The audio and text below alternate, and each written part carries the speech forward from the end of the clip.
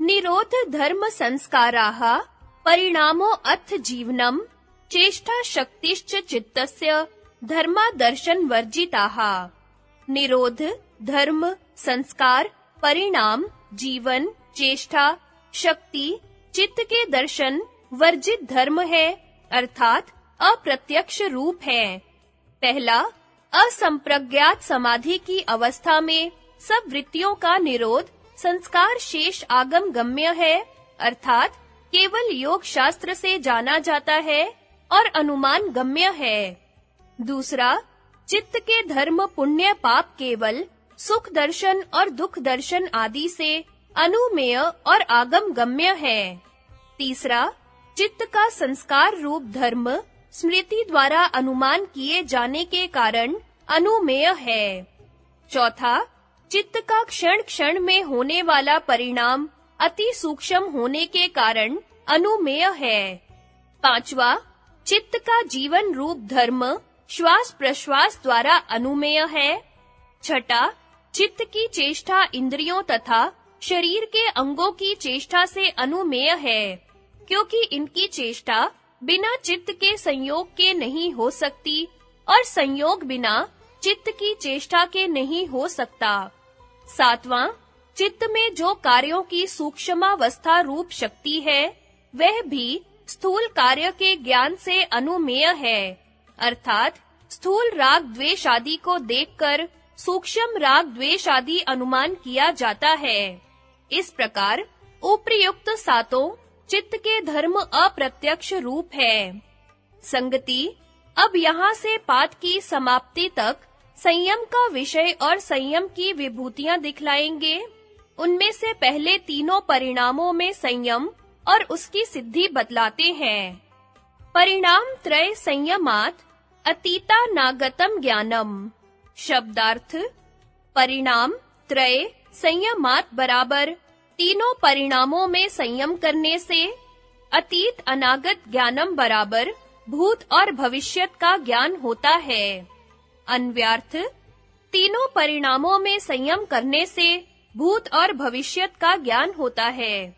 व्याख्या, पिछले सूत्र में बताया है कि क्रमों से परिणाम होते हैं, इसलिए तीनों कालों में होने वाले संसार के समस्त पदार्थ धर्म लक्षण और अवस्था परिणाम के अंतर्गत रहते हैं। इसलिए जब योगी किसी वस्तु के इन तीनों परिणामों को लक्ष्य में रखकर संयम करता है, तो उसका इन तीनों परिणामों के साक्षात होने से उस वस्तु के सब क्रमों का अर्थात जिस अवस्था से होकर वह वस्तु इस रूप में पहुंची है और आगे-आगे जिस अवस्था में पहुंचेगी और जितने काल में पहुंचेगी, सब ज्ञान हो जाता है। संगति, संयम साध्य दूसरी विभूति बतलाते हैं। शब्दार्थ प्रत्यय नाम इतरे इतराध्यासात् संस्कृत प्रविभाग संयमात् सर्वभूत रुत ज्ञानम। शब्दार्थ, शब्द अर्थ प्रत्यय नाम शब्द अर्थ और ज्ञान के इतर अध्यासात बराबर परस्पर के अध्यास से संकरह बराबर अभेद भासना होता है। तत्प्रविभाग संयमात् बराबर उनके विभाग में संयम करने से सर्वभूत बराबर सब प्राणियों के रुत ज्ञानम बराबर शब्द का ज्ञान होता है। अन्व्यार्थ, शब्द अर्थ और ज्ञान के परस्पर के अध्यास से अभेद भासना होता है। उनके विभाग में संयम करने से सब प्राणियों के शब्द का ज्ञान होता है। व्याख्या, शब्दवाचक जिसको जिह्वा से उच्चारण करते हैं और कानों से सुनते हैं, जैसे गौ शब्द जो वक्ता के वाग इंद्रियों में रहता है। अर्थ, वाच्य जो शब्द से जाना जाता है, जैसे दूध देने वाला, घास खाने वाला पशु विशेष गौ जो गौशाला या गोचर आदि में रहता है। प्रत्यय ज्ञान अर्थात विषयाकार चित्त की वृत्ति जो शब्द गौ और अर्थ गौ दोनों को मिलाकर इनका ज्ञान कराने वाली है, जो श्रोता के मन में रहता है। यह तीनों अलग-अलग अपनी-अपनी सत्ता रखते हैं और परस्पर भिन्न हैं, अर्थात गो शब्द वक्ता के वाग इंद्रिय में रहता है, गौ अर्थ गौशाला में या गोचर में रहता है और गौ ज्ञान श्रोता के मन में रहता है। पर निरंतर अभ्यास के कारण तीनों मिले हुए प्रतीत होते हैं। इस कारण जब किसी से कहा जाता है कि गौ को चारा दे आओ, तब वह पशु विशेष के पास घास चारा ले जाता है।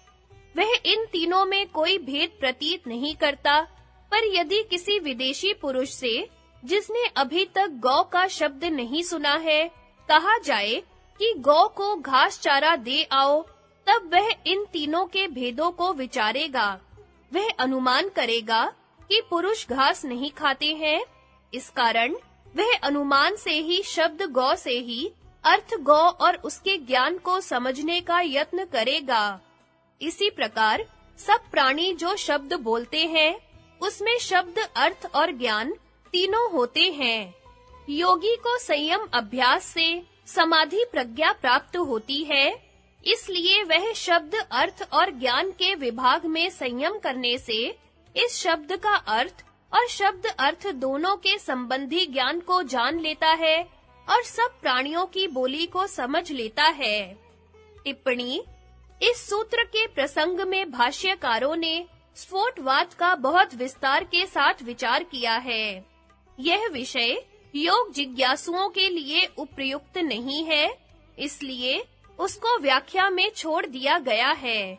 फिर भी इस विषय से प्रेम रखने वाले पाठकों के लिए भोजवृत्ति, व्यास भाष्य तथा वार्तिक का भाषा अनुवाद और अंत में इन सबका संक्षेप विशेष वर्णन रूप में यहाँ दिए देते हैं। भोजवृत्ति का भाषा अनुवाद। कर्णेंद्रिय से ग्रहण के योग्य और नियम से स्थित है क्रम जिनका, ऐसे जो कि नियम से किसी एक अर्थ के बोधक हों, वे वर्ण शब्द कहलाते हैं। वह क्रम शून्य स्फोट रूप ध्वनि से संस्कृत, जो बुद्धि उससे ग्रहण करने योग्य शब्द कहलाते हैं।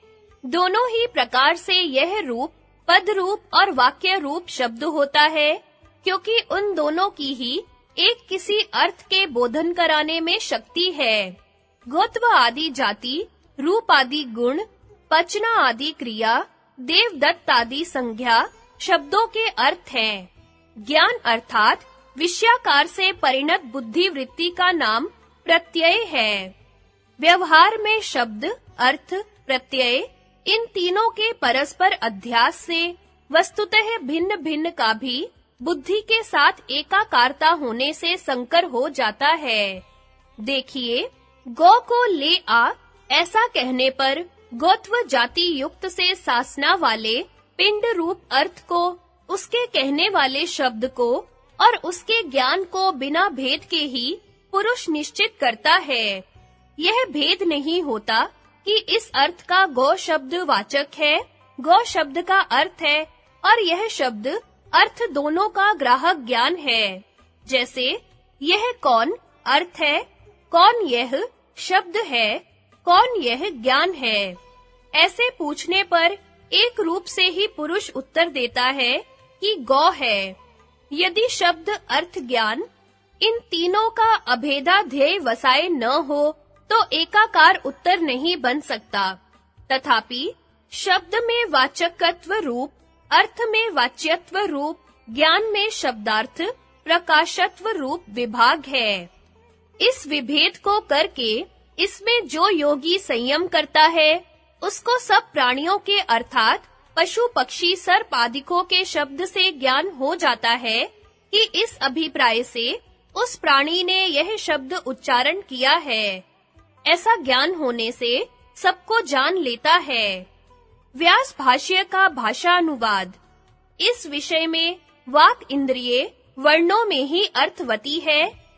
ध्वनि के परिणाम मात्र को विषय करने वाला श्रोतेंद्रिय है, उसके अर्थ को जतलाना नहीं है, पद वर्णात्मक है, जिससे अर्थ का कथन होता है, जैसे घट आदि।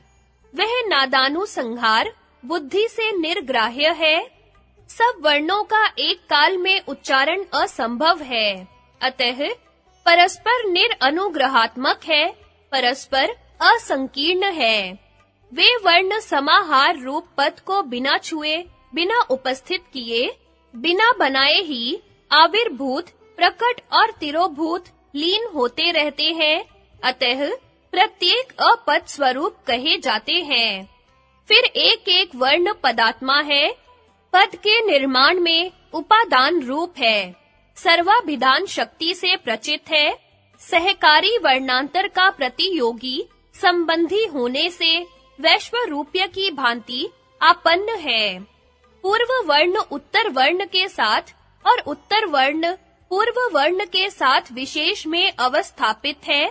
इस प्रकार बहुत वर्ण क्रम के अनुरोधी अर्थ संकेत से अविच्छिन्न है।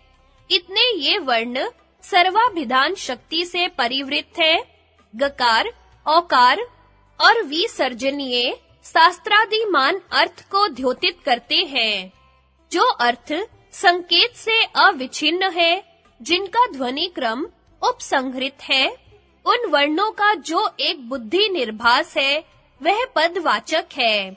वाच्य का संकेतित है, वह एक पद, एक बुद्धि विषय, एक प्रयत्न से आक्षिप्त, अभाग, अक्रम, अवर्ण, बौद्ध, अंत्य वर्ण के प्रत्यय के व्यापार से उपस्थापित, दूसरे पर प्रतिपादन की इच्छा से अभिधान कर्ताओं से अभिधीयमान और श्रोताओं से श्रूयमाण वर्णों से ही अनादि वाग व्यवहार की वासनाओं से अनुविद्ध लोक बुद्धि से सिद्धवत संपत्ति पति से प्रतीत होता है। उसका संकेत बुद्धि से प्रविभाग है कि इतने वर्णों का इस प्रकार का अनुसंहार एक अर्थ का वाचक है। संकेत तो पद और पदार्थ के इतरेत्राध्यास रूप स्मृत्यात्मक होता है। जो यह शब्द है वही यह अर्थ है, और जो यह अर्थ है वही यह शब्द है। इस प्रकार इतरेत्राध्यास रूप संकेत होता है। इस प्रकार ये शब्द, अर्थ और प्रत्यय इतरेतर अध्यास से संकीर्ण रहते हैं। गौ अर्थ है, गौ शब्द है, गौ ज्ञान है। जो इनके विभागों का ज्ञाता है वह सर्वविद है। सब पदों में वाक्य की शक्ति होती है। वृक्ष इतना कहने पर अस्थि क्रिया स्वयं भासने लगती है, क्योंकि पदार्थ सत्ता रहित नहीं रहा करता, तथा क्रिया भी असाधन नहीं हुआ करती, तथा पचती, यह कहने पर सब कारकों का अध्याहार होता है। चैत्रकर्ता, अग्निकर्म, तंडुल कर्ण का कथन तो अनुवाद मात्र होता है। वाक्यार्थ में पदों की रचना देखी जाती है। श्रोत्रियश्च छंदो अधीते जीवति प्राणा धारयन्ति। उस वाक्य में पदार्थ की अभिव्यक्ति होती है। उससे पद का विभाग करके क्रियावाचक है या कारकवाचक है, यह व्याख्या करनी चाहिए। अन्यथा यदि वाक्य में पदार्थ की अभिव्यक्ति न हो तो भवती है। अश्व, अज, पय इत्यादि में नाम और आख्यात के समान रूप होने से क्रिया और कारक में अनिर्ज्ञात की व्याख्या कैसे की जा सकती है? उन शब्द, अर्थ और प्रत्ययों का विभाग है, जैसे कि श्वेतते प्रासादः, यह क्रिया का अर्थ है। श्वेतः प्रासादः बराबर यह कारक का अर्थ है। शब्द क्रिया और कारक रूप है। उस शब्द का अर्थ प्रत्यय है, क्योंकि सो अयम, वह यह इस एकाकार ही प्रत्यय संकेत है। जो श्वेत अर्थ है वह श्वेत शब्द और श्वेत प्रत्यय का आलंबनी भूत है।